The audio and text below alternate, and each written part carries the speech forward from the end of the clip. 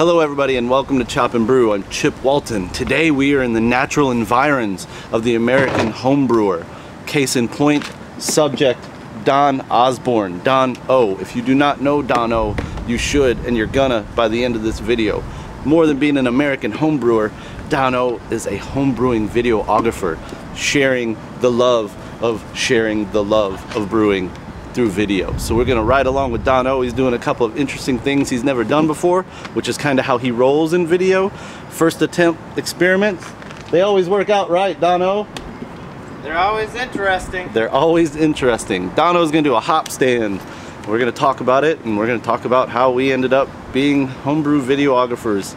Brothers from a different mother, living in the same neighborhood from two different states. It's a crazy story. Stay tuned. Chop for chop. Brew for brew. This is the official mating call of the American homebrewer, the cleaning of the mash tun into the compost bin. Looking sexy, Dono. Well, never too early for sexy.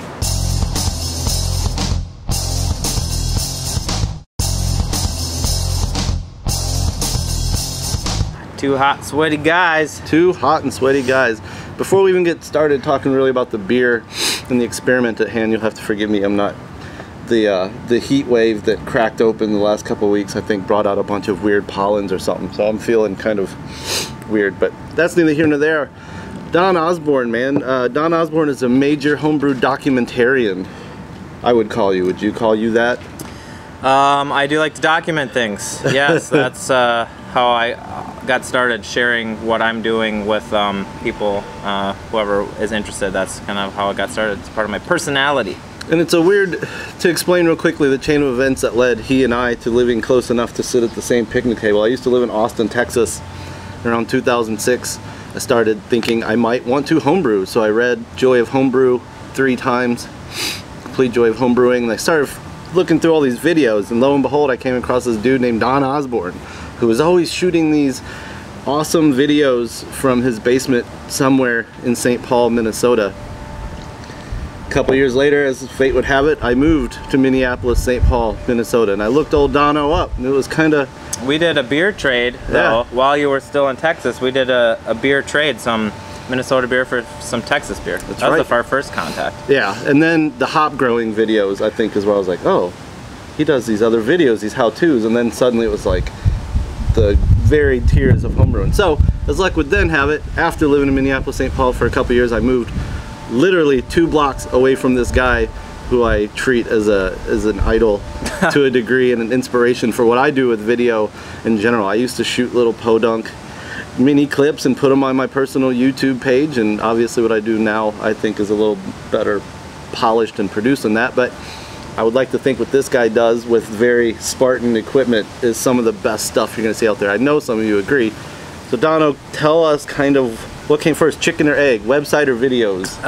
Website. I started brewing in, I think, 2001, and to this day, I still maintain my main thing that got me going was a homebrew log, which was really, first off, just something that I could personally access from wherever I was. I could look up my recipes, my data, my tasting notes, and then I started realizing, well, other people might want to take a look too. At that point, it was a little different. I mean, there weren't as many resources then as there are now. So I just started putting up my logs, and I put pictures of every beer. Eventually, I didn't do that at first. I didn't even have a digital camera until a couple years after starting the brew log. But I started getting pictures of every beer and tasting notes, and then rebrewing recipes and all this stuff. So it started with that. Then I started thinking, you know what, I'm gonna do a video, or not even a video. I'm gonna make the move to all grain, and I'm gonna make a mash tun with Denny Kahn's process, and I'm gonna take pictures of it. I'm just gonna take pictures of how I do it, make a web page, and see if it works. And so from then on, I started this theme of a lot of times if I'm doing something for the first time, which really doesn't make the most sense, but if I'm doing something for the first time, then I might do a video, then I might do a web page, document the experiment, and then to see how it goes, and then share it with anybody else. So first time I do no sparge, first time I make a stir plate, you know, all this kind of stuff. I do a web page, I do, now a lot of times I do videos, and first time I make a homemade wort chiller, and you know, just do a video and share it with people, and it might help them. Might help them see what they don't want to do. Yeah, and I think people appreciate that. I always appreciated that approach, that like, you're not like, okay, I did this once a couple weeks ago and here's what I learned from it. Now let's do it squeaky clean. Like Don O is dealing with the randomness that a brew day will throw at you, especially when you're trying something new. And I think a lot of people appreciate that. I know a lot of people. Some people I've found are more intimidated than other people to try something for the first time. I'm kind of less intimidated than some people I found. So, you know, I read about all grain brewing and this way of doing it, the sparge way, and I was ready to just jump right in. I really, I had Dendycon's page, which was great. It was just a web page with a few pictures and a lot of text, and that was enough for me just to do it. But I find a lot of people, they want to see somebody doing it. Yeah. They want to smell and taste and get really a sense of kind of what's going on. And so I don't mind making videos if it will help people. And a lot of you guys have said like, hey, thanks for doing it, and it did help me try all grain. It did help me try no sparge or whatever it is. So it's a weird thing about video, like literally had people come in on videos were like, this didn't make sense after 4 times of reading a blog or a book even about it, but when I saw it on video it made sense. Yeah, I found that too. Yeah. Do you have more time, or do you have to do the second part? 3 minutes I gotta 3 minutes. Add some more hops. Well, real quick, we'll toss out and then we'll talk about the recipe and what's going on here today. DonOsborn.com. It's awesome. There's all kinds of weird stuff from Don's life in there, but you're looking for the little button that says Homebrew log, and it's cool. You talk to yourself kind of through it. Your notes are very like, don't forget this for next time. Yeah, the notes. Let's try this if we do it again. Yeah, that comes back to the original premise. Is I sort of assume that it's really just for me, and people are welcome to look at it, but it's definitely. What did I just do? Oh, I just made this American wheat beer, and it did not. I had trouble with red wheat. I'd never used red wheat. I didn't know that it was going to be a problem, so I definitely made note that it was harder to crush. It was smaller berries. I did not get the efficiency I wanted, so yeah, I definitely made note of that. So next time I probably won't use red wheat and just use more of a normal kind. So yeah, you're right. Note to self is really what I do. And that beer is delicious. I would go find that entry, Dono's American Wheat. It's drinking really good. You said it's fairly fresh, and it's, yeah, it's bright and brilliant and hoppy. And fresh as I would ever have a beer on tap. I actually rarely skip a secondary fermenter for some aging and conditioning, at least for a little bit, even with hoppy beers. But this one is 2 weeks old today, I think. Went right from the primary fermenter into a keg. And happy birthday, beer. Aww. Happy 2-week birthday. DonOsborn.com, YouTube.com/Don Osborn, OSBORN. All right, Don's gonna go drop some hops on this thing, and then we'll chat about what the heck happened here today. So we're not going to talk too much about it because we want you to go watch Dono's video, which is all about it. But real quick, what is a hop stand, and why did you decide to try it for your first time? Hop stand is post-boil, extended amount of time with the hops in contact with the hot wort. There's lots of different things you can do. I've never tried it. I'm just kind of doing a kind of an intro for myself. The first part of the hop stand is Simcoe, Cascade, and Centennial. Some people will actually cool it down to like 170 or below, or 150 or below, and then add hops, because they'll get more aromatics or different types of aromatics, but they won't be getting any additional bitterness. So there's lots of different things to do. I'm going for kind of a grab-all approach today. Anyway, I'm gonna put the lid loosely on top here, start my timer, and then in 15 minutes, I'm gonna add more hops.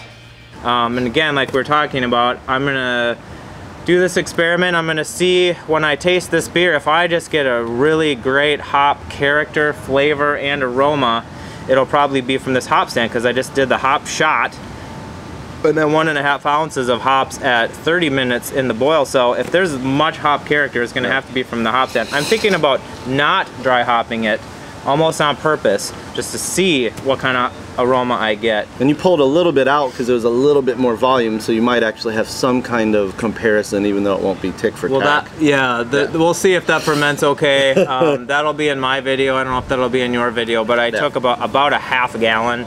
My volume was coming in a little high, and I didn't want to boil it even longer because it's already going to be bitter, and I was doing this hop stand, so I didn't want to overboil it. So not to steal too much glory from Don's video, go check it out. We'll link it.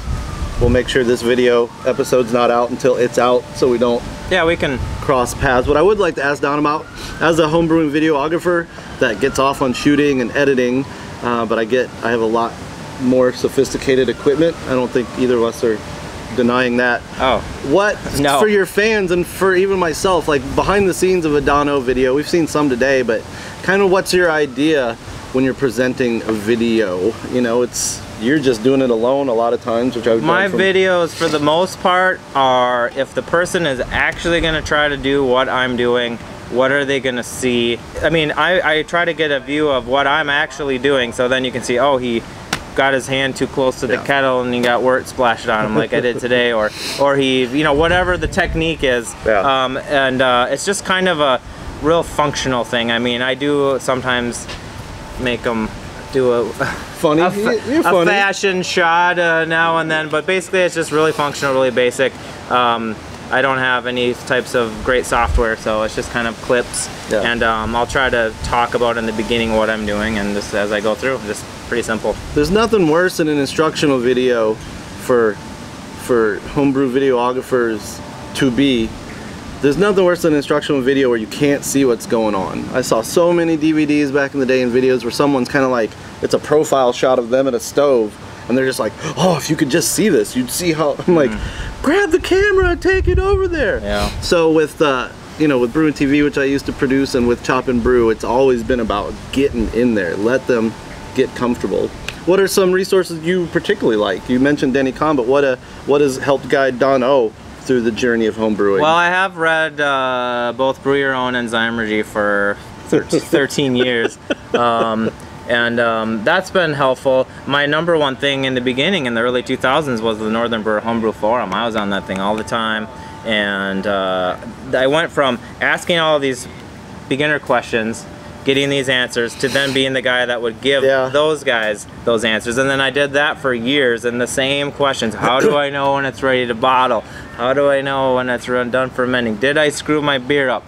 And so after a while, I kind of, I feel like I put in my time being the helper, and I got out of that. I mean, that's just a lot of the same kind of thing over and over again, which is fine, but then I do the videos. And you know, I was going to mention too that there is really a cool thing about homebrewers is, and even just beer lovers, is there really is this, you could call it beer karma. There's this stuff that does go around and come around, and people have helped me, and now I like to help people, and some of you guys have sent me thank you beers in the mail, which is awesome, or else you want to send me a beer to taste, and I'm happy to taste it. And I think it's cool when it's give and take. I've even met like 2 or 3 people that aren't living around here in person. They come through town, they know I live here, we meet up, we hang out, and that's always fun too. It is a weird thing. Through about 4 years of doing this kind of stuff now, we're just guys, dogs, backyards, problems, pleasures, but people are just like go bonkers when they have an opportunity to like pick your mind for a couple minutes. So when I email someone back who emails at chopandbrew@gmail, they act like, I didn't expect you to, you have enough time to, I'm like, I got time to answer an email. I'm on the internet all day long. And it's mind-blowing, and it's very, very humbling, and I don't ever let it go to my head, because I am my own worst enemy and judge and critic. But no, if we do have time, that's what we like to do, and that's why we do it. And we hope the next time that we want to do a weird sour beer, that then maybe we can ask somebody else who's done it, and they might have some help for us, and that's usually how it goes. Man, that's a good way to put it there, Dono. So tell us some of your favorite outside of Chop and Brew and Dono resources. I'm always on the hunt for good videos for inspiration and education. Let us know in the comment blocks at YouTube, Vimeo, Facebook, chopandbrew.com, dono.com. Just tell us. You'll find me. Share your information. and we'll keep doing the same. I think that's really all right. We gotta do it. some more sanitizing. Chop for chop and brew for brew. I'm out. I'm out. See ya. Drop my mic. Bam. I'm gonna drop your tasting glass. I wish you wouldn't.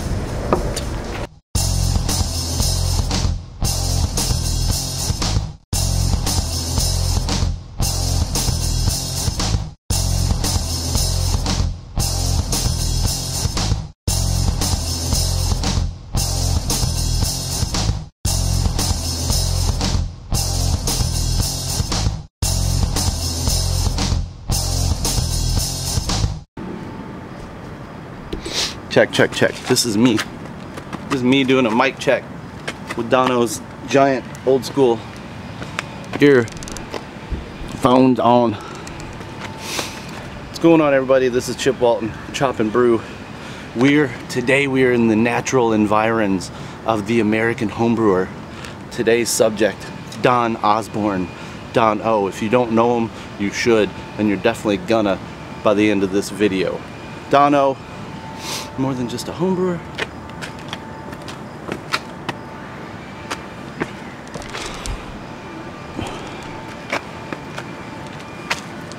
More than just being an American homebrewer, Don Osborn is also a homebrew videographer. So, and he's also my neighbor. Smooth. Smooth move, Ferguson! Alright. I wonder if anybody will get that reference. That's a wrap. That's how we do it. One take. Looking sexy, Dono. Well, never too early for sexy.